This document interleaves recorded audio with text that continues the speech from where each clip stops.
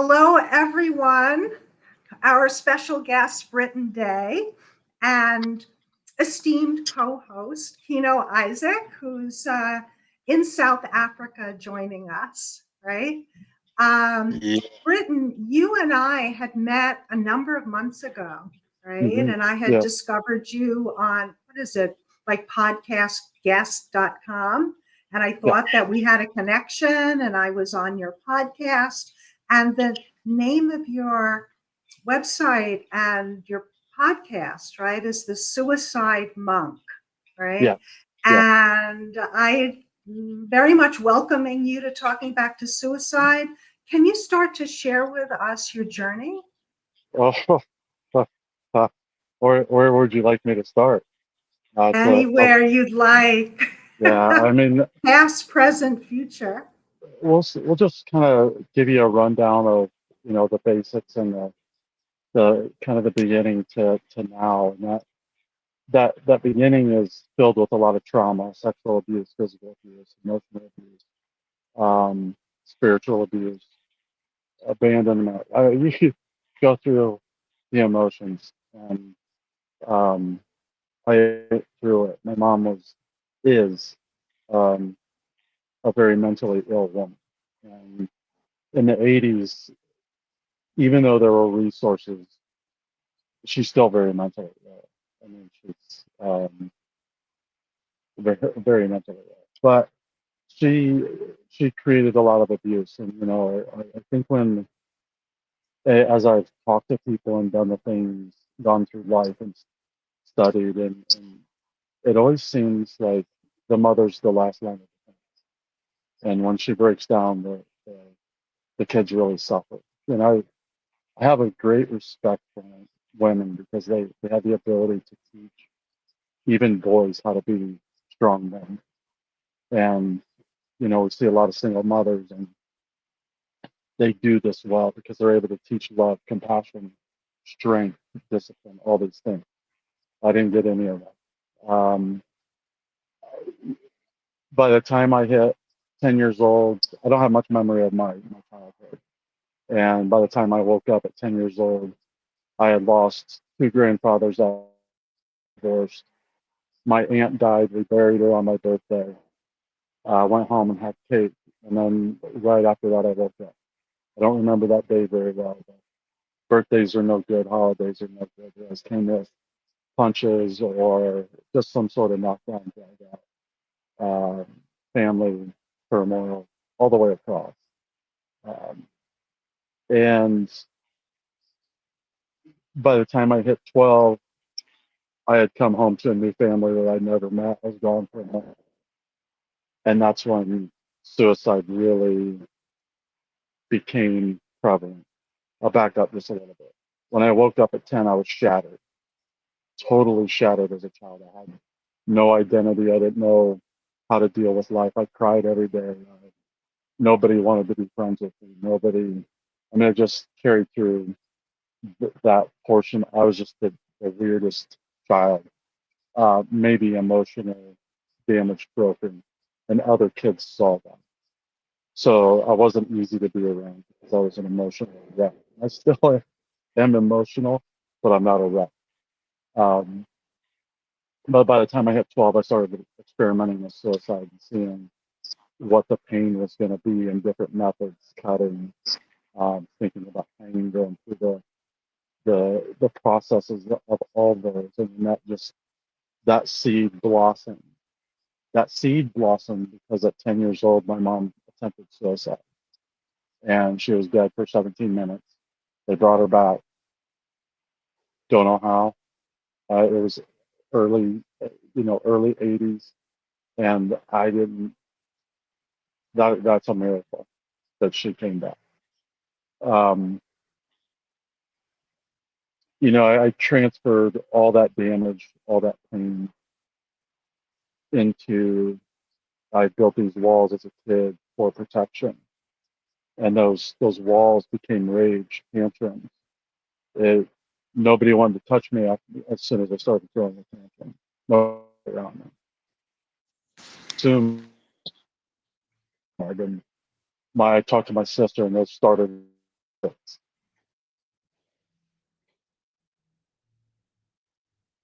Having some internet difficulty. Yeah. Are we back? Sorry, Yeah, you're back. Yeah. sorry. That's And so, those defense mechanisms transferred to my youth. They transferred to my teen years, to my adulthood, to my marriage, and that rage that was built inside me was never um, it was never under control. It was a rage that wasn't taken out on anybody, thank God. But it was a rage on inanimate objects where I realized I became an abuser in my family because my kids were exposed to the very things that haunted me. And then it was expressed in a way that made them feel unsafe. And, it's taken me a lot of years too, and a lot of loss. I lost all my family, my kids, my grandkids. They don't talk to me anymore um, because of who I became and what I exposed them to. So all these things, my marriage was not very good for 14 years. I was sober for 17 of that. Um, I got sober when I was 18 and started drinking right after I got separated, and realized I always knew I was the problem. It wasn't necessarily alcohol. Like I was drinking. I'm just like, I don't want to drink anymore. So I'll just stop drinking. And because I want to feel better about myself. I want to take care of my temple. I want to take care of this sanctuary now. We'll get into here in a second. um, I transferred that to my marriage, my kids, that anger, that rage. They all walked away from me. Um, and I ended up homeless once again. I've been homeless several times and on the street. Grew up on the street, took care of myself since I was 10. I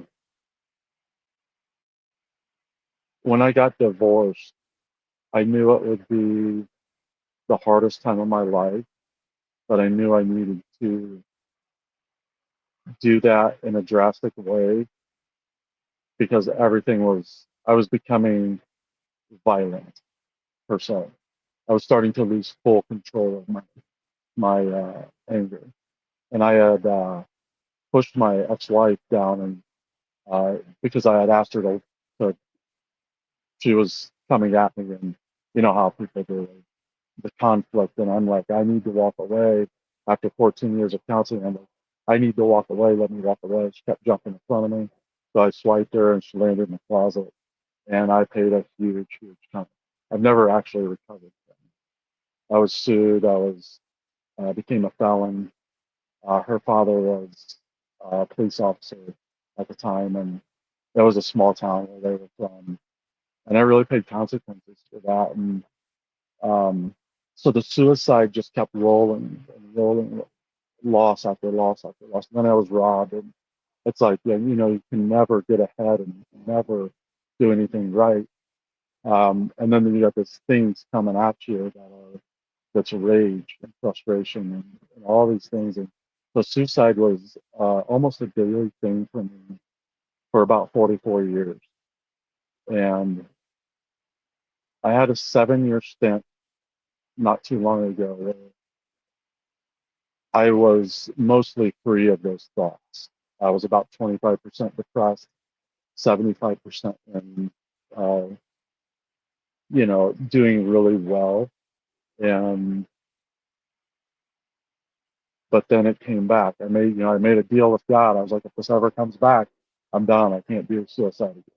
I can't do the torment anymore. I can't live in this constant hamster wheel of disgustingness and shame and guilt and hate, and it just I was nothing. I was nobody. And with all sorry, we have flies out here. They're all over the place. Eat those suckers. Um, But with all those things snowballing all the time, I was just disabled so often in my life where I couldn't be around people. And, I'd curl up in bed after I would have sex with my wife because I felt so gross about myself from a childhood past. Um, and those things would turn to frustration and anger. And I didn't have navigation or language for any of my emotion. It went from 0 to 100 really, really quick. And those are the difficult things that I found. And that's one of the biggest things I discovered even now is, I struggle with loneliness or worthiness. It's because I don't have language for those two things. And the only language I have is an outward expression of people pressing their own traumas and their own disasters in their life upon, you know, we do it all the time to people. And it's not that it happened to me, it's just that that's how people affirmed me. And those were,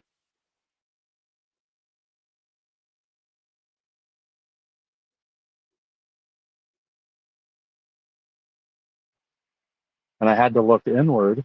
Did I lose you there for a second? Yeah.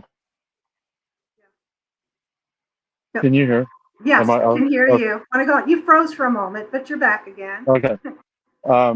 So as I started looking inward, I started realizing the more I sit with myself and the more I sit with that language or that um, suffering, we'll say, because it is suffering. Each one of these problems is suffering for me. The more I sit with it, the more I find I can sweep my home, my internals clean the house that I have to live with every day. And it's become a beautiful process to understand why I feel abandonment, why I feel anger and rage, loss, rejection. It's more of a beautiful process because I'm spending time sitting with something that's really hard and developing language and tools to say now this boy that's 7 years old that got abandoned, because that's really what it comes back down to is as I sit with this childhood emotions of each child of myself, I can start to see myself in a different way. So worthiness is starting to have a language, and loneliness is starting to have company. So what I realized with my rage, I know I got off track here, but what I realized with my rage is that if I can love it till it loves itself, then it will have no place to stay. And I believe that's very, very possible. I know it's possible because I'm actually living in it. So, um, through loss, through losing my kids, through rage, rage in and of itself is enough for me to take my life. It's so shameful. It's so disgusting to be out of control in your anger and your language and your actions. And I walked down the path after the loss and going to take my life. I had a plan. I had a date. I have a method. Um, it's a one and done. I will not fail. And so as I'm walking towards that, I start meeting about, I think it was January of 2023. I met a friend from my hometown who was a celebrity. And he met a guy who was a professional athlete on a golf outing. Well, I happened to meet these guys 3 weeks before I was going to take my life. And the professional athlete guy had a psilocybin therapy ranch here in Colorado. And it became legal at that time. just not federally, but you could bring your own and do uh, uh, therapy with. I did it with 18 other people, and it was basically a double hero's dose, which is a hero's dose is I think 5 grams. I did 8. Um, it's a massive amount of mushrooms, but is exactly what I needed to tear down those walls that I built as a child, to be able to reset and start to navigate my life in a healthy way that gave me control over it instead of the emotions that always controlled me. Now, I'll tell you, I'll sit here and tell you that everything that's happened to me, I am so thankful for because it's made me the person I am today. I've always been a good person. I've always done good things. I've always done it right. No, absolutely not. I'm a horrible person if you put it on paper. But what I'm becoming is something more beautiful than I could imagine. And that's what the psilocybin did for me. This year that I did it just a year ago, and I started my podcast about a year prior to that because I was going to save a friend's life while I was going to take my life, and I was trying to raise money to help her get therapy. And it's funny we often we can lead a horse to water.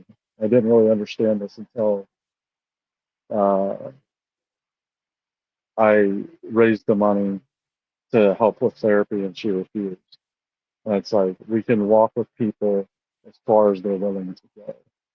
And so valuable lesson for me was I had to want it. I went and fought for my life that day. I did psilocybin. I was 99% sure it would not work.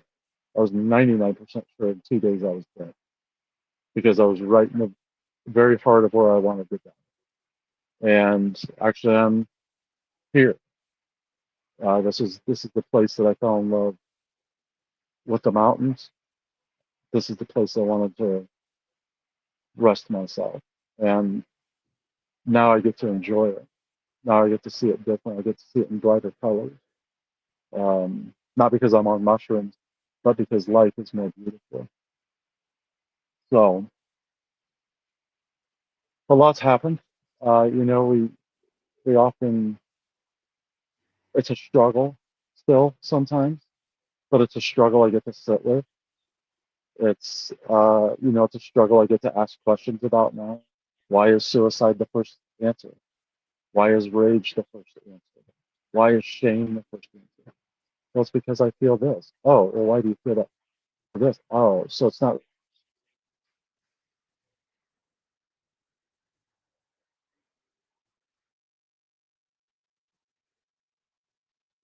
Internet freezing. That's not No, the there inward. you are again. Yeah, Yeah. Okay. that's not the inward expression of who I am. It's the outward expression of what somebody else has gone through. So, although I have to define worth for myself, I've done that through sitting. And the answer to worth, and this is across the board.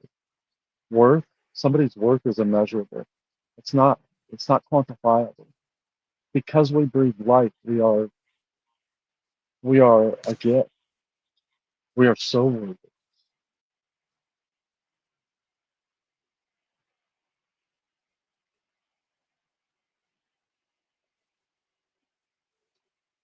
Now, what are you feeling right now?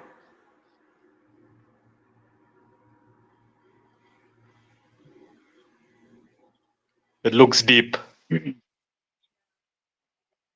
It is deep. It's always the, Yeah. and I that's the hard part about being me is that I feel very, very deeply. Um, I feel other people's emotions, even when I don't know them or talk to them. So it's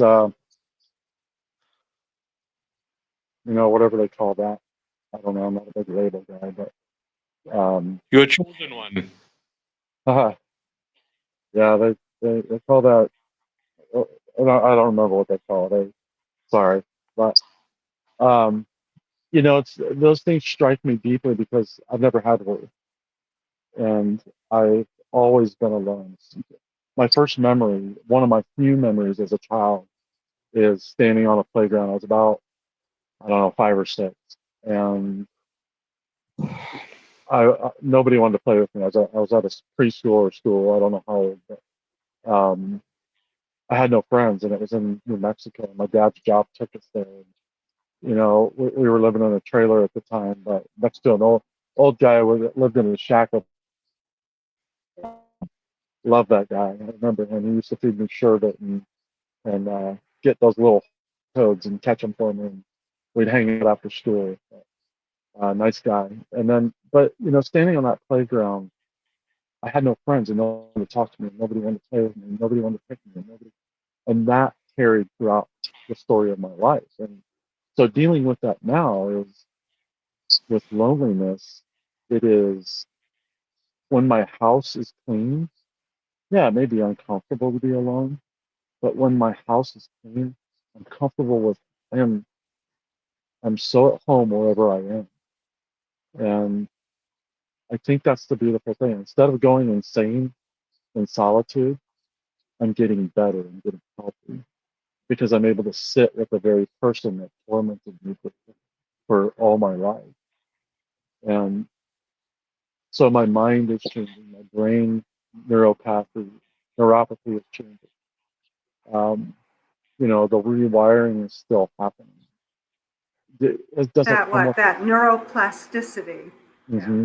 Mm-hmm. Yep, yep. It's still occurring a year later, and it's because of the work that that's what they often don't talk about. The psilocybin didn't cure me.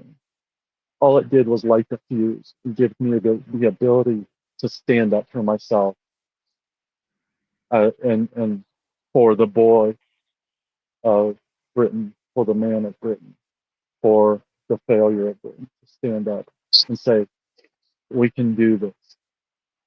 We have. You're 55 years old. You have a lot of fight in you. You have strength. You've fought a harder battle than most people. There's no reason why you can't do it in a healthy manner. And there's no reason you can't put these things to rest. And I tell you, I've never had peace in my life. I had joy. I found joy at one point. I found happiness at one point. And it's peace is a very different thing. It allows all emotion to flow, and it allows everything to flow through. And there's something very beautiful about it because it's almost like you're the observer of all your emotions at all times. And when you can reside in that state of mind where time is not as crucial as you think it is, where you stay in the moment, where you stop worrying about the past and you stop worrying about the future. Plan for it, walk the path today. Yeah. So, I've been talking a lot, Diane. And we've been listening a lot, which is good. Yeah.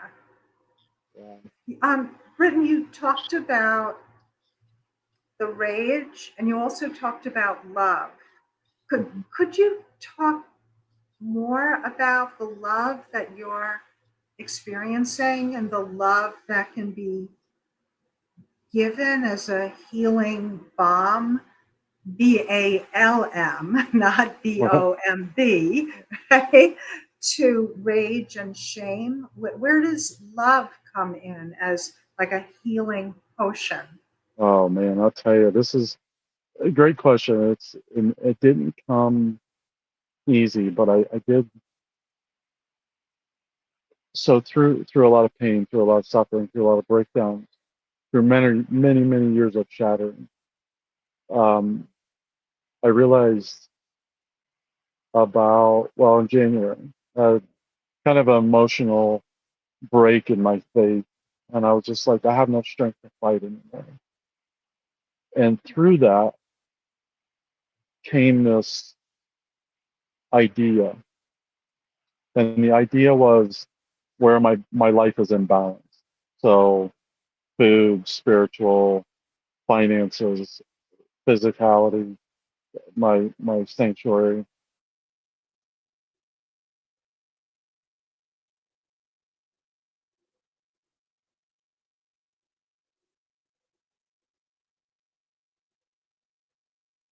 Internet breakdown pause.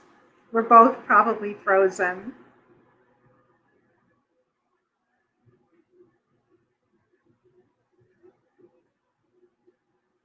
Can you hear me? Yeah, I can hear you, Kina. Okay. There we go. Oh, there we go. Yes, There we go. welcome back. Yeah. So what I realized is I had no respect for myself, and in order to heal, I needed to start balancing those things in my life, and that's when the center of that became the respect. But that's when I realized that respecting myself is also, they're not boundaries that I set anymore. It's just how much I let each individual person push the respect I have for myself. And through years of suffering and torment and loss and all these things, I learned, you kind of learn those finite things or those flags, and then you're able to pay attention and say, but this person is growing. Instead of putting up hard boundaries for and making people pay for what somebody did to me in the past that they have nothing to do with, I decided I want each individual person to have the opportunity to hurt me. And it's been so valuable for me because now I don't hold resentment from my past, nor do I get to in my future or present, because I've already forgiven similar behavior and I know how to. So that's really the core of love for myself, is the respect issue I have for myself. And then that respect issue became, everybody has a story. Everybody has something to say, something inside them, something that is so valuable. And so that's where my judgment for people really started to go to the wayside, and realizing, especially with the podcast, realizing that we all get to the same place a lot of times: suicide, OCD, anxiety, whatever it be, depression. We're all on the same island, whatever that island is. We just got there in different boats. And no matter the severity of trauma, it it affects us the same. I've seen a young woman that got broken up with walk into the ocean, and everything is fine, good family until that moment. And she's suicidal and acting on it. She's on the same island, just a different boat, shorter term. And you can't fault somebody for that. You can't blame them for that. And you can't disregard their life for that, because their suffering is important. What I think we really need to look at is, how do I walk with somebody who's suicidal? How do I give the proper space to someone who is struggling with mental health? I've always said that all mental health leads to suicide, but not everybody with mental health issues are suicidal. So every one of these issues can lead to the bottom. And you talk to most people, which I do. I'm very candid about who I am. Obviously, I wear this my attire every day. Um, I lost my life, and I don't have to. I can't wait anymore, because suicide doesn't wait. Doesn't wait for money. It doesn't wait for being better. It doesn't wait for anything. So I'm always in it, always active in it, always talking to people and everybody I talk to. I don't know, maybe 1% of the people I've talked to have not experienced the thought of suicide. 1%. Everybody understands it. Nobody wants to talk about it unless it's shame. Everybody knows the suffering behind it, the loneliness, the worthlessness, the better off if I'm not here, the trauma. And there's people that have experienced it, and they're ridiculing the people who are really suffering, and it's a shame. And it's because they're uneducated, and And it's really, oftentimes we hear, oh, I'm suicidal today. Oh, let me fix you. Stop. Stop trying to fix. Just give the space to say why. Why are you suicidal today? Okay, why do you feel that way about that? Okay, I understand that. You need a hug. I get that. I feel that way too. I know you feel it at a deeper level. You don't have to carry somebody else's burden. It's just giving them the needed space so they can get it out and think through the process so they don't go take their life because they can't stand the suffering. It was just, I think it might have been this week that there was an article in the New York Times about the headline, if I'm quoting it right, was 13 suicides in the United Kingdom related to a post office scandal. So I read the article, and in fact, I reached out to the reporter asking if she might want to be on, the podcast. There was in England a statements to postal employees that they were embezzling money. And this wasn't in one location, this was in various post offices throughout the country. Hmm. All of the people who were implicated said they were innocent. There was a court case and they were found guilty. And they had to pay large sums of money to pay back the money that was allegedly stolen. Yeah. And there might have been prison time as well. I don't remember that part of the story.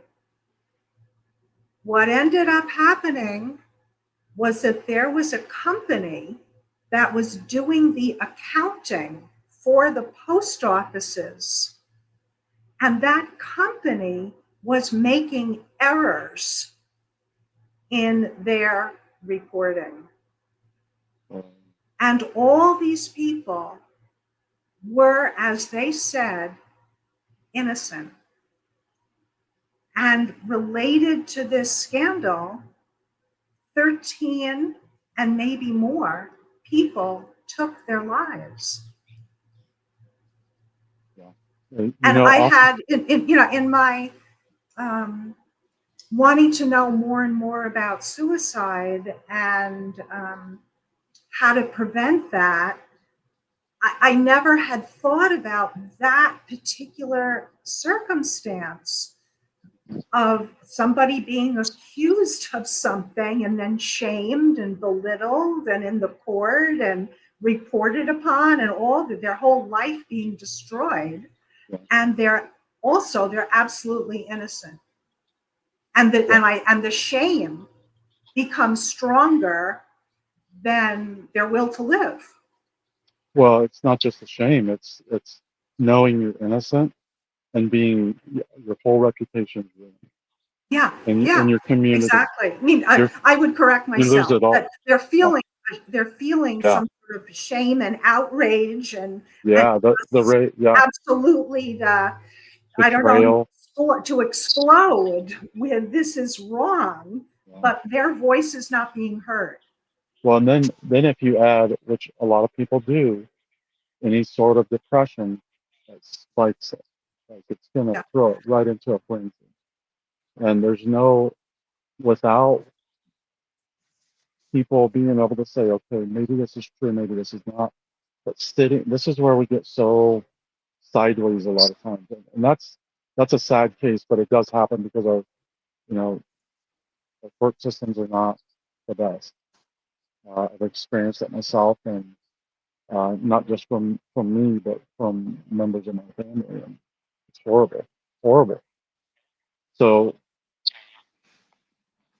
I forgot where I was going with that, Diane, but it's just lack of education on how to ask the right questions for ourselves, and when we're in these distressful situations, because there's going to be times in our life where we're going to be alone, or we're not going to have anybody, and we got to have the ability to sit down and say, I want to die today, but why? If we can start asking ourselves the intelligent questions, and the intelligent question is, why do I feel this way? It's so simple, but it's such an intelligent question, and you're hurting so bad.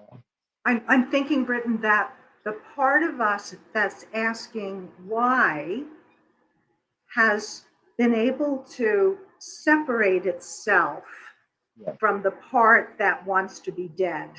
Yes. So Yeah. you're somehow you're creating that space of awareness. Mm-hmm. You start to become the observer of Yes.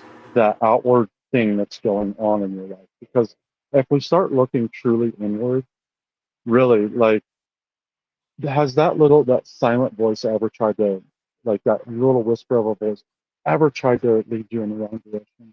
Has it ever ridiculed you? Has it ever misdirected you or told your no? That just above the whisper, that voice that tells you an idiot, keeps you on the hamster.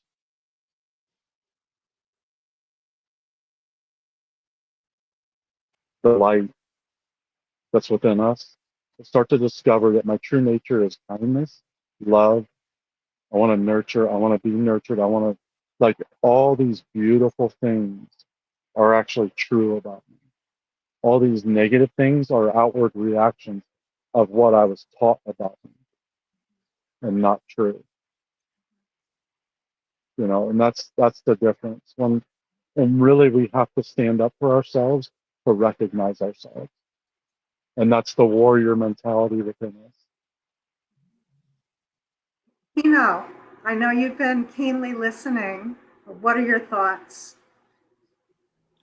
Well, first of all, Britton, your story hits hard, man. Your story hits hard. Normally towards the end of the show, a guest will share their story and I will come in and be like, okay, so what are the solutions? Because there's millions of people, no matter what the age group may be, or demographic may be, or what the geographics may be, they're going through it right now. But you've also come up, with the solutions. When you were talking about, that 1% of people that don't think of committing suicide, yet everybody who's going through something now asks the question of, if I'm suffering with ABC, why am I here? Why am I living? Everybody asks that question. Mm-hmm. So we won't go all the way to, okay, I'm going to commit suicide. But the sad part about it is that they wake up tomorrow and they have to live that experience again. Right. And maybe that's where, the self-respect comes in, like, what do people do? You mentioned, not educated. I agree with that as well. They're not educated enough. Yeah. Then if I look at, what you mentioned about what happened in the UK, also comes down to, being educated, that look, in this world, you are always going to be criticized. Even if you're doing something right, someone out there is going to criticize you. And you have to just learn to know your truth and live with your truth, and if what anybody else thinks. Not take your own life. This is for listeners now. Don't take your own life because you were accused of ABC and it's a false accusation, or someone is saying this about me. Because the system has always taught us to do things so right that when these things happen, we don't know how to handle it. Yet we need to realize that we're human. We are human. You may have a good reputation. For example, let me use myself as an example. I love to do this. You know, let's just say Kino, okay, he shows up each and every single day on a podcast, his platforms, he's all about helping people from the creative industry to mental illness. But then Kino decides to one day go out with his friends, have a few beers, dance, I'm human. And then someone will see me wherever I am. And of course, now because they know 99% of the time in Kino's life he's doing something that's right, they're going to judge me about that. They're going to criticize me about that. They're going to gossip about me. Mhm. Yeah, we saw Kino with his friends. He was drinking beer. He was just carrying on for himself. But I've come to realize that I don't care. I know my truth. I don't care. So that's for listeners out there, referencing, what Diana spoke about, is just don't care. That's when you, Britain, spoke about self-respect. Know your truth. Stop worrying about what other people think. Just live your life and do the best you can. My concern is that the solution on the people that live through their trauma, that don't think about suicide, but question why they're living and wake up the next day and live through a trauma again, because for them, they just feel like there's no solutions. What more can I do? And that's where, once again, big question marks to solve this whole, dilemma with mental illness, this component, another component. I'm tired of seeing people daily wake up and they're living through the same trauma. Then they go to Right. sleep, taking tranquilizers to go to sleep. And then they wake up and they live through the trauma again. Or they overthink, like how I explained, going out and dancing with your friends, yet you're doing 99% of good things for the other parts of your life, but then you're still overthinking what are people saying about me, or talking, then they're talking about me, and here I am, I'm going to commit suicide because of it. Yeah. Um, And that's Stuff, because man. we're always looking for outward validation for who we are inwardly. And nobody can really validate that. And that's where we get stuck in that, because then we think, well, that's an ego. If I like myself, if I love myself, if I think highly of myself, if I praise myself, that's an ego. That's not ego. That's actually caring for yourself. When you dress up and take yourself out to dinner, that's caring for yourself. It's not ego to do self care or to say I did a good job today. It's ego to tear people down to gain what you want and get what you want. That's ego. And people don't really understand that. We're not really educating people on what those things are. And especially in the church, especially in a church setting, Mm. it's a very damaging thing. So it's hard on people to really realize what the potential they have. Just second, but one of the things that you said, and here's the thing that I think most people don't understand about their suffering, is their suffering is probably the catalyst to their gift. And if they can reconcile that gift, they will become.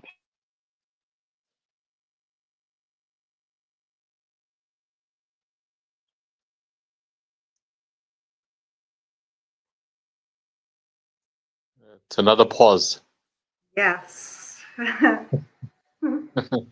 That they'll reach a certain amount of people that they're meant to serve. The problem is we're always looking for money. Yeah. I'm a very poor individual. Like I'm on dire straits right now. I am I'm at severe peace, because I show up every day. I do what I can do. I do what I know, and the rest I can't control. So the rest I can't worry about. And but oftentimes, um, I forgot what I was saying. There's a realization in me. About suffering being potentially a catalyst for Purpose. transformative Yeah. action and healing. And I just was working with this young woman. I think she's 28, autistic, severely depressed because she's autistic. She thinks it's her downfall. She thinks it's the worst thing that should ever could happen to her because of the way she functions in society and the way she thinks and reacts. And she's basically a one percenter in in the autism spectrum, that she's very different from the world in her mind. And I was like, honey, I didn't call her honey. I got in trouble for that. I said, this autism might be your gift.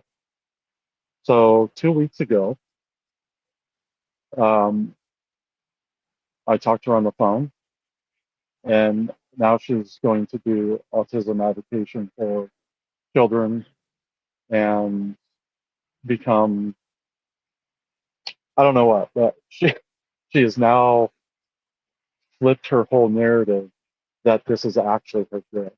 And she sees herself in a whole new light and sees the beauty of who she can be in the world. And we don't often see, like, who wants to be like on the suicide side of things? Who wants that gift? Nobody. But you know about it. You know the suffering in it. You know the turmoil in it. And I'm not the only person here. You're not the only person. We have 25% of a 7 billion population suffering severely in turmoil, torment. And people just need to stand up. Yeah. But go ahead, Kino. I'm sorry. I didn't mean to interrupt you, buddy. No, man. I love all that you just said, and you mentioned the key word there, money. You look at all the trauma in the world, money. I don't have enough money, but then I'm going to reference to what you said earlier on about just living in the presence, not the past, not the future, living in the presence. Look how honest and transparent you have been to say, look, I'm in dire straits now, but you're at peace, you're in nature, you're showing up each day. And as long as you're showing up each day and you're doing your best, you will progress. And that's the thing about, the universe. If you're going to keep complaining that, look, I've only got $10, you're not going to get rewarded with the next $10 because you're complaining about the $10 already in your pocket. So my take on it, if it's an answer, to what we were talking about is, gratitude. Once again, gratitude is mentioned on the show. The more gratitude you show for what you do have in front of you, more will come. We look at how much is in the bank, right? Or how much is in the pocket, but we don't realize how much value there is in the fact that I can walk, I can talk, I can Yeah. think, I can read. So if I utilize all of those resources that's being given to me, I can turn that $10 into $20, and maybe I'll still be, I won't stop worrying about money. But then the more you get, the more you want, right? That's how humans are designed. I get to $1,000, I now want $2,000. I get to $1 million, okay, I'm going to chase $2 million. You're never going to find peace and happiness. Right. Never. If you haven't found that purpose for yourself in life yet. See, and I think that's an impoverished mentality. If you got millions in the bank and you're still chasing it, I think that's a poverty mentality. And I've had the poverty mentality. I have the tightrope mentality. And at some point, you have to die to these things that control you and take you away from the present. Because will it always be this way? Will I always be in the woods under a tent? Will it always be uncomfortable and cold in the morning? No, but there's something special and valuable about this time of being impoverished and poor because it makes me do something that I don't want to do, and that's sit still. And I'm a very like, let's go explore, let's drive the whole country in a month. And now I have to sit with the very thing that's very difficult, and that's me. And so, yeah, I love what you said.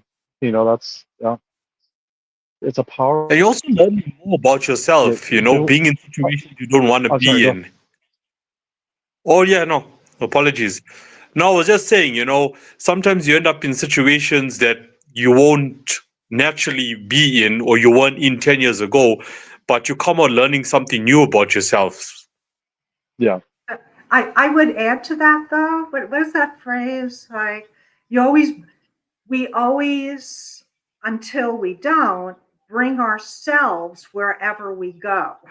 So being in a beautiful Colorado nature where you are right now, if if we're not able to be present to another part of ourselves, even the most beautiful environment is not going to be what we hoped it could be, because we're not transformed in ourselves, like Oh, that yeah.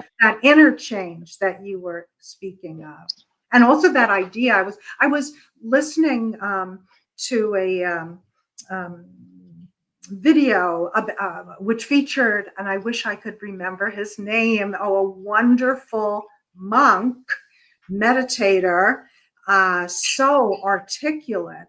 I'll share in the notes to this podcast his name Okay. and the book that he wrote, books that he's written. But he was talking about the nature of desire, right? And from the Buddhist perspective, or for just principles of truth, Yeah. that desire, as soon as we're desiring, we're dissatisfied. And as soon as we get it, we're dissatisfied again. And it's an endless pursuit of misery, right? And then Well, I the think that's difference of being Thich in Nhat Hanh. pain. Pardon me? Yeah, What else could be the same teachings, but a different monk, than that.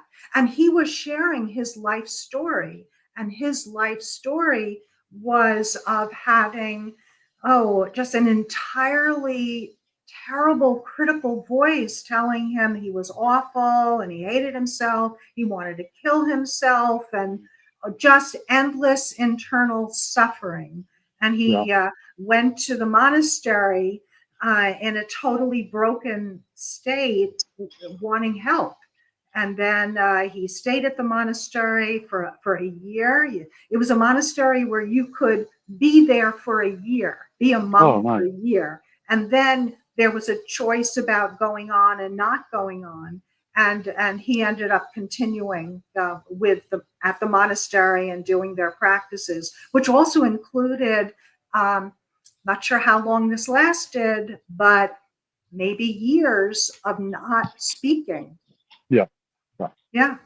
But going back to that principle of that we can be present, it has to do also with that quality of our presence. I know for myself, sometimes that I've been in just internal turmoil, I've been fortunate to remember that I'll say, Diane, there's a part of you that's not you.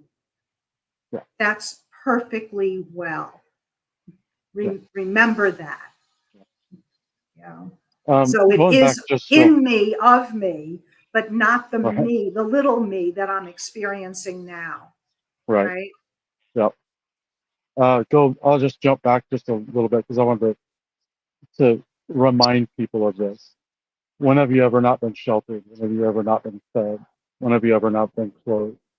Now, there is a small percentage of people that in this country that do have that, but it's a very small percentage. So as impoverished as I am, I'm sheltered, I'm clothed, I'm fed. And that's what we got to remember. We have the basic needs generally most of the time, which gives us the ability to stand up and fight for our life. So you had mentioned earlier on, Britton, if I remember correctly, something about spiritual abuse. Oh, yeah. Could you say as much as you want to say about that? Yeah, it came in many different forms. One of the best Christian Catholic examples were my grandparents on my dad's side. They were devout Catholics, were Irish Catholics, grew up Catholic. They were beautiful people. They were such a beautiful example of love and kindness and all these beautiful things. But when I went home, it wasn't safe. When I went to school, it wasn't safe. When I was out, it wasn't safe. My only safe place was a place where my grandfather was no longer living. My safe place was a place I was stripped from and taken away from. So my mother was very abusive with any information that she ever got. The information that she absorbed was never for her, it was for other people. So that became an abusive language with religion. And then you go to church and there's a lot of guilt, a lot of how they can. I don't understand how a 7-year-old child is made to be a sinner when they're just a child. I don't see that in Jesus' actions. I don't see that. It's so there's this language behind the Christian narrative. I was in a Christian church for 15 years, and then we're all hypocrites, and we all hide. And so most people don't change, and they wear that hypocrisy out loud when somebody does something wrong, or if they do something wrong, and they don't have any judgment for themselves but other people. And it's very, very prevalent. I was in the Bible Belt of the Midwest for 30 years. I was not welcomed very well a lot of times because of people knowing me. I was in a small town.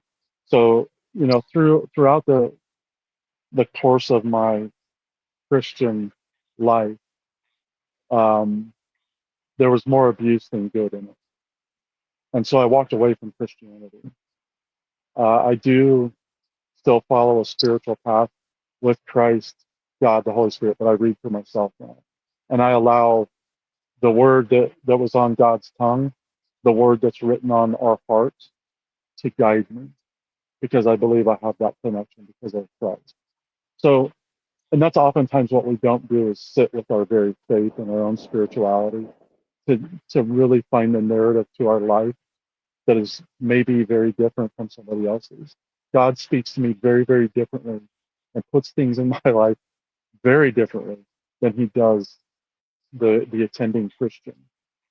Um, I cuss at God, I yell at God, I'm angry with God. And God, if he created me, he knows my suffering. But that's where I keep putting it's the only thing I have to put it there. So that has been me rebuilding something within myself that I know I have. And as I look inward, I find that drop of God in me. And I'm like, that's my connection to the very thing, the very life source that was breathed into man thousands of years ago has reverberated and ripple affected through the ages into my life. And now I am, as hard as it is to see someday, this thing that has been breathed into me, this body, this embodiment, this light that's inside me. Now I get to express outwardly and help people who are suffering, just like I did. And it's not that I don't suffer. It's not. It's that I have powerful tools in my corner to keep me in the fight. In this world, if you got it Mm. easy, good for you. A lot of people don't. Britton, throughout your journey, um, were you ever in?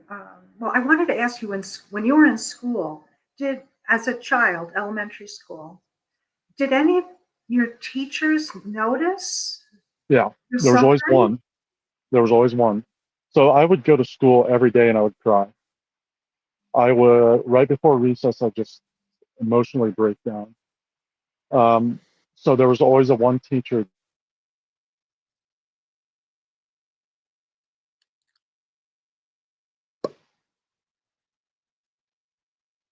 Internet pause.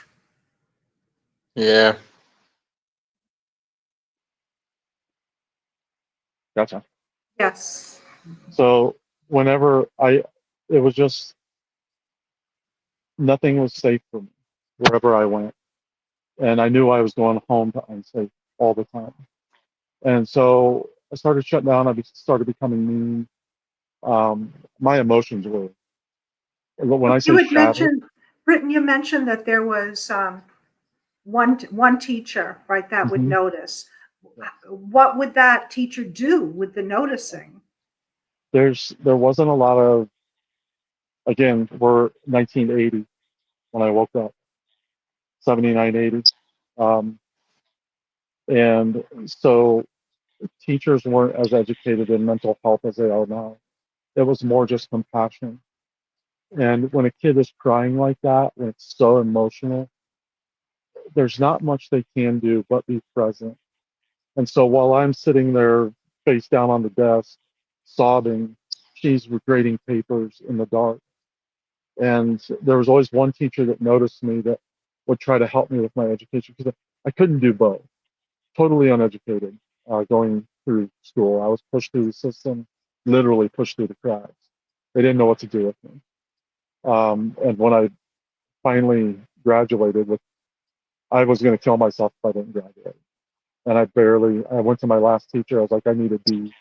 He's like, you have an F all semester because I slept all semester. I couldn't do school and go home. I couldn't be in constant fight or flight and then be educated. It was too much. It's not that I'm not smart. It's not that I was always Exactly. told it. No, but what you're saying makes absolutely Yeah. sense. Yeah. So when I realized my deficit after I graduated, I started educating myself. I started reading.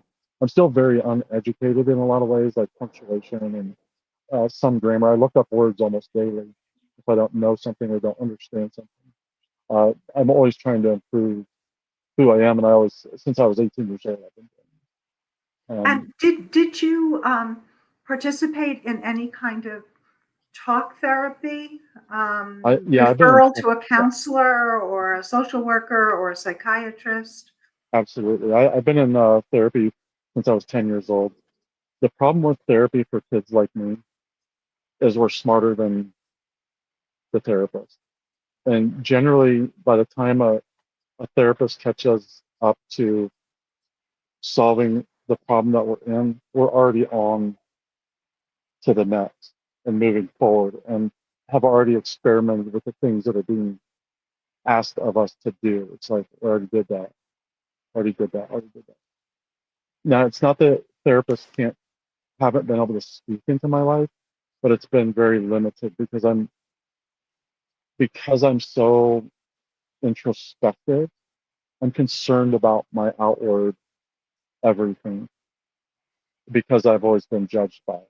Now it's not as big a deal. I judge myself by how I want to act in society, not by how somebody wants me to act in society. Now, I'll take somebody's word into account, but it's really about who does Britain want to be and how do I want to treat people. Simple. Um, I'm sorry, where were we, Diane? Yeah, I was asking about mental health treatment. Yeah, so I did that. I've basically been in mental health treatment for since 10. I still do. I still have a counselor. I still have talk therapy. I need to release the pressure so I can think, and I need somebody that can give me the space. Now, my current counselor is actually a friend, and she has been the one that has probably been able to speak the loudest in my life because she's never tried to fix me. She's never tried to solve anything. All she does is ask me why. It's one of the most powerful things I've ever been asked in my life. Why do you feel that way, Britton? Why do you think that about yourself, Britton? Why is it that you think somebody feels that way about you, Britton? I don't know. This, and this. But do you really think that is true? Is that an outward reaction of them, or is that a reflection of you? Oh. So that's why the question of why is important. Why do you feel this way? Why is this so? Why does it stick to you so deeply? What are you not being? I don't have to be truthful with anybody but myself, and that's where people get afraid. Well, I have to tell you all the truths and all the trauma and tell you the whole story. No, you don't. You know the whole story. Be truthful with yourself. Well, I was molested, and I can remember the breath and I can remember the smell. Okay, that's why you're frustrated. That is what triggered you. There's your trigger. So it's these things that we're afraid to look at because we're afraid we might have to tell somebody, but we can actually look internally and say, this is actually the truth and why I feel this way. If we can ask ourselves the right question and be honest with ourselves. And Britton, you mentioned your mother having severe Mhm. mental health difficulties. Was she in treatment at all? And, and was there a psychiatric diagnosis of what was going on? Yeah, I don't know all her diagnoses. I would imagine bipolar, probably a whole gamut. If she were sitting here, she would tell you that she never did any of those things. Like I literally watched her pull my sister up the stairs by 2 flights of stairs by the hair, up wooden stairs, no carpet, nothing, by the hair, beat the shit out of her while because she was sleeping, and just started calling her a lesbian. My sister wasn't. She's not a lesbian. And it doesn't matter if she was or not. That just and 2 days later, she's like, "I never did that. You're lying." I'm like, that's the type of. She's so convinced. We grew up with my.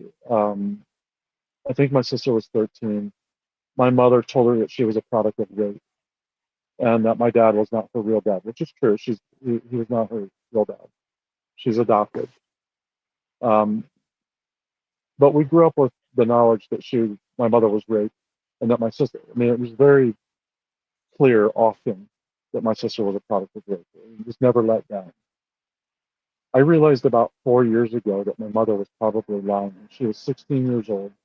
My grandfather was a tyrant. He beat the shit out of his kids with a switch on a daily basis. So then the lie was born. And, it's maybe she was, maybe she wasn't, but it's more likely that my mother was not raped. It's more likely that she was out being wild,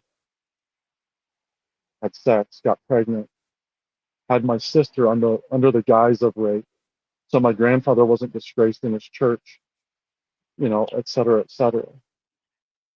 Then with the cruelty of my mother's words, she transferred that to us and my sister. And it's amazing. My sister went through probably 3-4 times worse than I did, and she's not suicidal. And that's where it amazes me that suicide affects us differently.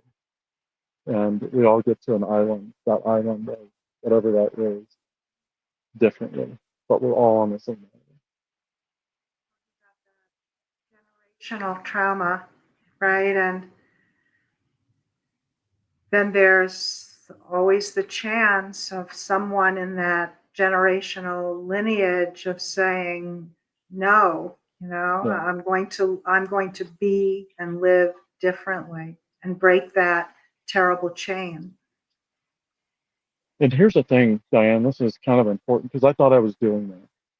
I thought I broke the chain. I realized at 5, this is not the way life is supposed to be. And then I transferred that stuff into my home. And I haven't talked to my mom for about 4 years. She's in her 70s. I am in my 50s, and I've lost my kids before my mom actually lost the connection with her. Trauma's deep and it's quick. It almost cost me my life that I lost these things. Healing and repair can happen. As I heal, my DNA heals, my bloodline heals. Even if I don't get to see the results, I know that my son is healing. I know that my kids are starting to heal. And maybe that's because I'm not in their life. Maybe I'll never be back in their life. I had to come to terms with that. That's a tough one. It's tough to realize you're an abuser. It's tough to realize you might not regain the thing that you love the most and that you wanted the most in your life. Like I threw away the treasure that I had. And that damn near cost me my life. But there's hope. And there's always hope for rebuilding. And maybe I don't get my own family. But what I do get is people that are suffering. And I know it well. And I'm a light in the darkness. Yes, you are. And Yes. so my family looks very different now. So how you look at the blessings in your life is really important. It's not the family I want. Nobody wants a suicide family. We want a healthy family. But this is the one I got, and I love it. Any final thoughts that you might have or questions for Britton? Yeah, I just want to agree with you on one thing. Maybe I won't label it spiritual abuse, but I will label it religious abuse. I mean, on Saturday, someone asked me, do I go to church? And I'm like, I used to go to church, But I've come to realize that once I've started going on the spiritual journey, that I can now connect directly with God. I don't need to go through a middleman. I don't need to be part of a congregation who I feel is a bunch of hypocrites. If I have to use my church, for example, locally, as an example, my church locally, people show up on a Sunday praising, but soon as they leave their church, they doing all the wrong things you could ever imagine. Yeah. So I agree with the abuse that you do get from religious organizations. And when you spoke about education, look, educating ourselves will never end. There is so much to learn. I mean, the other day I picked up a book about literature because now I want to learn more about literature. You see, Yeah. so there's so many different topics out there, and I know, we can't always find the time, but if I can read a chapter on literature today and, on something else tomorrow, bit by bit, you're learning. And especially history. My memory serves me correct. I think we have mentioned this on the show today, not today, but before, that anything that we see happening in the world today, we have to look back at the past to understand why it's happening today. Because for me, I feel certain things, even politically, are happening today because it has already happened in the past as well. It's Yeah. repeating itself. So Yes. it's good to also educate yourself, on history, which will give you a broader understanding on how modern day world actually does work. So Yeah. to the listeners out there, keep educating yourself and don't get frustrated and anxious that you're not getting through all the books on your shelf in time. You know, you'll get there eventually. You'll Yeah. get there. Yeah. You know. Give So yeah, yourself grace. I'm with you on Yes. that. Yeah. Brit, do you have any words for listeners who may be struggling right now? Yeah. I mean, if you're in a suicidal, um, have a suicide ideology, really start to look inward at the true nature of who you are. And, is my outward reaction, is my rage really the definition of who I am? Is what somebody else told me really who I am? No, answer the question, who am I? And that is, who am I really? And that's, you're probably kind, you're probably generous. Your internal thing is probably all these things. Your selfishness, all these things, all these outward reactions are just what the world taught you about who they think you are. Start to define, you get to write your own story. Write your own story with a lot of grace. Start giving yourself grace, you'll start understanding that those things are not who you are. Those actions are not who you are. I got mad yesterday. I'm like, that's not who I am. Give myself grace. Okay, move on. Took me about 5 minutes. I'm like, okay, I'm not frustrated. Breathe, and I can have the rest of my day because I don't have to hold on to the past. Yeah, that happened to me as well, or happens to me a lot. Sometimes you act out on something and then I'll pause and then I'll be like, you know, God, I'm sorry. That's not me. That's not how I act, you know. Okay. Like I'm forgiving myself, right? Yeah, Because yeah, that's not me. Why did I act that way? Yeah, and there's that why that comes in again. And I'm like, why did you act that way? That's not you. That's not who you are now. Maybe that's who you used to be, 10 years ago, but it's not who you are now. Forgive yourself. God, I'm sorry. It's not going to happen again. Forgive me, you're and then I move yeah, on.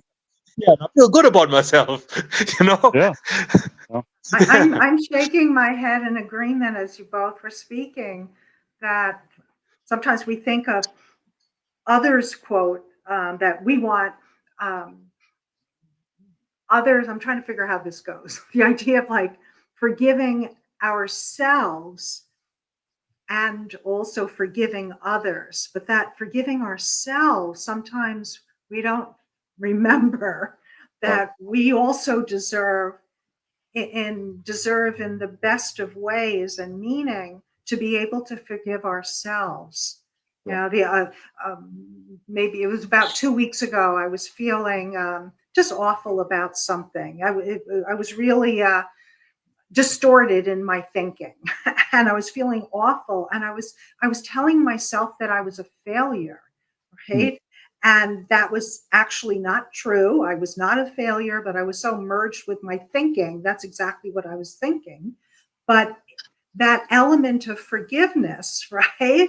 Of forgiveness for whatever difficulty that I was having, or forgiveness for having the emotion, or for forgiveness for feeling all mixed up. That's I guess the forgiveness is a way for us to let out the feeling or let out the Yeah. toxicity. But if we just Yeah. hold it in, right? Not a Yeah, healthy just place to be. We have to let see, it out. you're building a house of shame, and you're consistently putting bricks on the in the mortar. One thing I will say before we get off here is I have changed the language towards myself.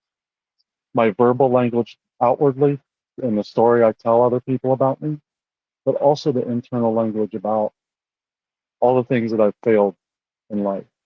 It's not a failure. It was for me to become who I needed to become so I can do what I need to do. And oftentimes our gifts are not our own, and we should give those away. We can't give those away if we're holding on to them. So Yeah. change the language That, about yourself, change the language in your mind.